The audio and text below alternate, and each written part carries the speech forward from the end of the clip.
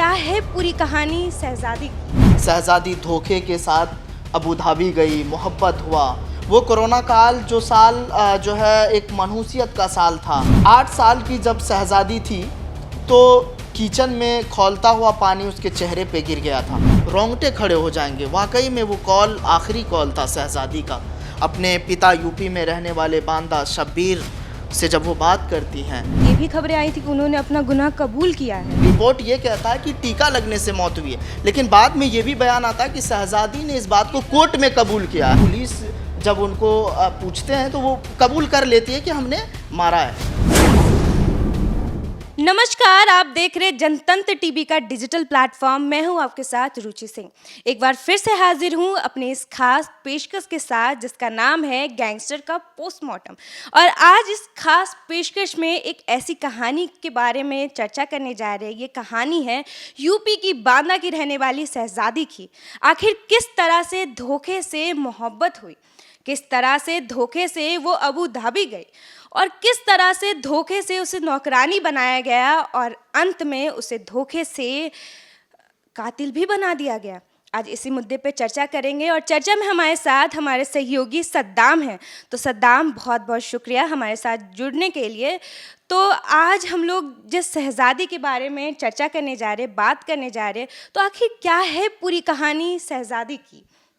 बिल्कुल रुचि, बहुत ही गंभीर मुद्दा है, क्योंकि अबू धाबी में फांसी देना एक भारतीय को, ये अपने आप में एक बड़ी खबर है। और शहजादी को लेकर जब भी जिक्र हुआ, अभी हम लगातार जनतंत्र टीवी पर कई सारी स्टोरी लगातार कर रहे हैं। उसके बाद शहजादी की अलग अलग कहानियां हैं। शहजादी कई किरदार में दिखती हुई नज़र आ रही है। जैसा कि आपने भी इंट्रो में जिक्र किया, शहजादी धोखे के साथ अबू धाबी गई, मोहब्बत हुआ। वो कोरोना काल जो साल जो है एक मनहूसियत का साल था। उस समय वो कहीं ना कहीं फेसबुक के ज़रिए उजैर से वो मिलती है, फिर उसके बाद उनको मोहब्बत होता है। फिर वो अबू धाबी के लिए जॉब के लिए बातचीत करती है, फिर उजैर उसको मना लेता है। फिर शहजादी तैयार हो जाती है अबू धाबी जाने के लिए, क्योंकि देखिए 8 साल की जब शहजादी थी तो किचन में खौलता हुआ पानी उसके चेहरे पे गिर गया था। आपने तस्वीर भी देखी होगी किस तरह से मतलब कहीं ना कहीं फेस बदल गया था उनका। तो जब शहजादी को खौलता हुआ पानी जब चेहरे पे गिरा तो चेहरा बदल गया था। तो वो चाहती थी ठीक होना, वो चाहती थी कि अपने फेस को सर्जरी हो जाए, अच्छी दिखे वो। लेकिन फेसबुक के ज़रिए वो कोरोना साल में वो मुलाकात होती है उनकी फेसबुक पर उजैर से, प्रेमी उजैर जो मोहब्बत करता था, ऐसा दावा किया उस टाइम। और उसके बाद मोहब्बत के बाद वो अबू धाबी ले गया। फिर उसके बाद जो है फूफा फूफी के यहाँ वो काम करने के लिए उसको राज़ी किया। फिर उसका फूफा फूफी को एक बच्चा संभालने के लिए चाहिए, क्योंकि उसका जो है फूफी जो है नाजिया, वो प्रोफेसर है वहाँ एक यूनिवर्सिटी में। तो कहीं ना कहीं फिर वही है कि शहजादी अबू धाबी जाती है, फिर वहाँ कुछ दिन वो जॉब करती है। फिर नाजिया को उस वक्त जो है बच्चा होता है और वो बच्चा को वो संभालने लगती है। जब वो बच्चे संभालने लगती है तो फिर अचानक, जैसे नॉर्मली बच्चे को टीका लगता है वैसे टीका लगता है। फिर उसके बाद जो है उसकी मौत हो जाती है बच्चे की। अचानक उनके घर एक हादसा हो जाता है। तो फिर उसके बाद जब कहीं ना कहीं उनकी मौत हो जाती है तो इल्ज़ाम लगता है शहजादी पर कि तुम्ही ने उस बच्चे को मारा। तो ऐसी बहुत सारी कहानियाँ निकल कर के आई, चीज़ें आई। फिर उसके बाद जो है केस हो जाता है, वहाँ पर ट्रायल करवाया जाता है। फिर वहाँ तो आप जानते ही हैं, मौत का बदला मौत है। तो फिर वहाँ के कोर्ट ने सज़ा सुनाई शहजादी को और कुछ दिन का वक्त दिया। उस दरमियान ये होता है रुचि, जब आप उनके कॉल को सुनेंगे रोंगटे खड़े हो जाएंगे। वाकई में वो कॉल आखिरी कॉल था शहजादी का। अपने पिता यूपी में रहने वाले बांदा शब्बीर से जब वो बात करती हैं, फपक फपक के रोती हैं, वो अपनी दर्द बयां करती हैं कि अब्बू अब मेरे पास वक्त नहीं है। जब वो कॉल करती है तो बस यही अपना रोते के साथ ही सलाम के बाद वो यही कहती है कि अब्बू अब मेरे पास वक्त नहीं बचा है। क्योंकि जब उनको फांसी की सज़ा सुनाई गई थी तो उसके बाद उनको जो है वहाँ के जो फांसी देने वाले लोग होते हैं उनसे आखिरी ख्वाहिश पूछा तो उन्होंने अपने माता पिता के बारे में कहा कि मैं अपनी आखिरी इच्छा में मैं अपने माता पिता से बात करना चाहती हूँ। फिर उनके बाद मम्मी पापा से बात करती है, फिर भाई से जब बात करती है वो, तो फ़ोन कट जाता है और फिर वो आवाज़ सुनाई नहीं दे रही है। आज अबू धाबी के मुर्दा घर में 5 तारीख यानी 5 मार्च को उनको दफनाया गया, लेकिन अभी भी उनके पिता शब्बीर का दर्द छलक रहा है मीडिया के सामने। कई सारे उनके बयान हैं, कई सारी चीज़ें हैं, कई सारी चीज़ें सामने निकल कर के आई। वो रोते हुए चेहरा हमने देखा, वो रोते हुए उनके बिलखते हुए आंसू देखे हमने।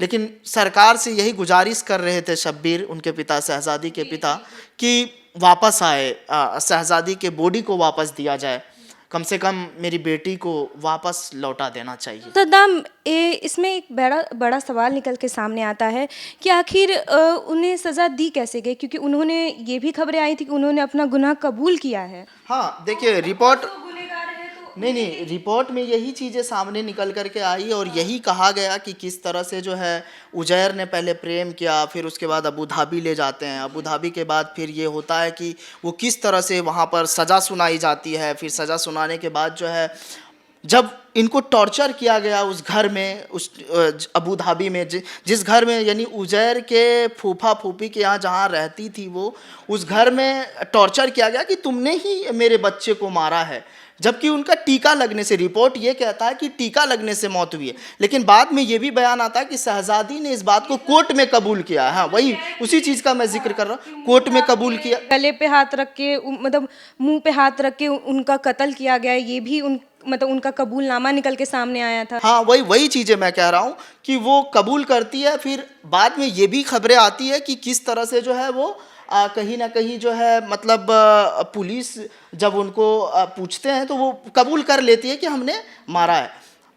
फिर क्या होता है कि एक रिपोर्ट आती है, उसमें ये कहा जाता है कि वहाँ अबू धाबी में जो उनके फूफा फूफी का घर है, वहाँ एक कहीं ना कहीं इनको मतलब नंगा करके वीडियो बनाया जाता है।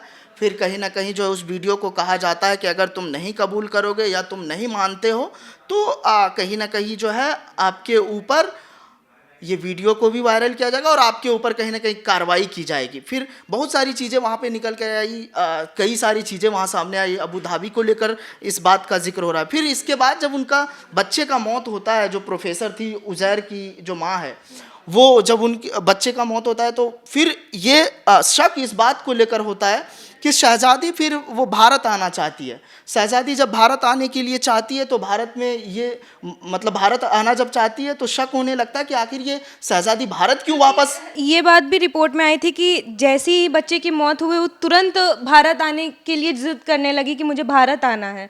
तो ये भी तो यही इसी बात से शक होता है। फिर उसके बाद ये होता है कि किस तरह से जो है, पासपोर्ट तो उसके फूफा फूफी के पास थी तो ये आ भी नहीं सकती थी, और इस बात का शहज़ादी का जिद इस बात को लेकर सता रहा था कि आखिर इस तरह से ये कर क्यों रही। तो फिर शक गहराया, फिर मामला अदालत में गया, फिर सज़ा हुई, फिर फांसी दी गई। लेकिन अब जो जिक्र हो रहा है, निचले कोर्ट में भी सज़ा दी गई है और अपर कोर्ट में भी उन्हें इसी चीज़ की सज़ा। वही मैं कह रहा हूँ, वही चीज़ों को लेकर मैं कह रहा हूँ।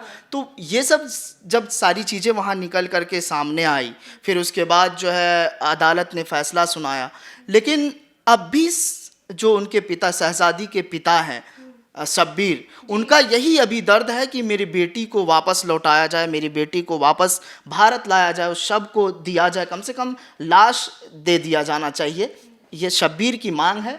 और साफ तौर पर अभी देखिए, अबू धाबी के एक मुर्दा घर में उनके 5 तारीख को उनको दफनाया गया, जैसा कि हमने भी पहले जिक्र किया। तो उसके बाद अब देखिए यही मांगे हैं।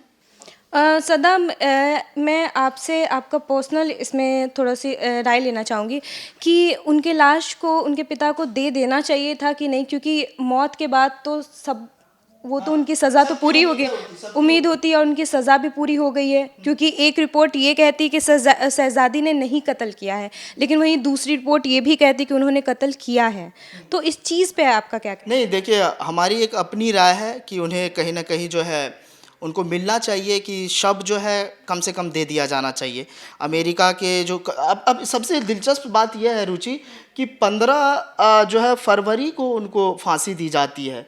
फिर उसके बाद इतने दिन के बाद बताने के बाद फिर उनके पिता जो है यहाँ पर दिल्ली हाई कोर्ट में एक ट्रायल के लिए एक याचिका डालते हैं, फिर बताया जाता है कि आपकी बेटी को फांसी दे दी गई। तो ऐसी तमाम सारी चीज़ें हैं, बहुत सारी चीज़ें निकल कर के सामने हैं इसमें एक साजिश भी बोल सकते हैं। नहीं। देखिए, ये तो देश विदेश और भारत की नीति का मामला है, अमेरिका की नीति का मामला है, यूए की, माफ़ कीजिएगा, यूएई की। तो ये सब सारी चीज़ें, वहाँ के कानून अलग हैं, यहाँ के कानून अलग है। हो सकता है कि वहाँ इन चीज़ों की इजाज़त ना हो। तो ऐसे बहुत सारी चीज़ें हैं, बहुत सारी चीज़ें निकल कर के सामने आ रही है और तमाम चीज़ें जो है बातें हो रही है। इस पूरी कहानी को लेकर आपकी क्या राय है? आपको क्या लगता है कि शहज़ादी के लाश को यहाँ पे दफनाना चाहिए था इंडिया में, या जो उनके साथ हुआ वो सारी चीज़ें सही थी? इस पूरे मुद्दे को लेकर आपकी जो भी राय हो हमें कमेंट सेक्शन में ज़रूर बताइएगा। साथ ही और भी नए गैंगस्टर के एपिसोड के लिए जुड़े रहिए जनतंत्र टीवी के डिजिटल प्लेटफॉर्म के साथ। नमस्कार।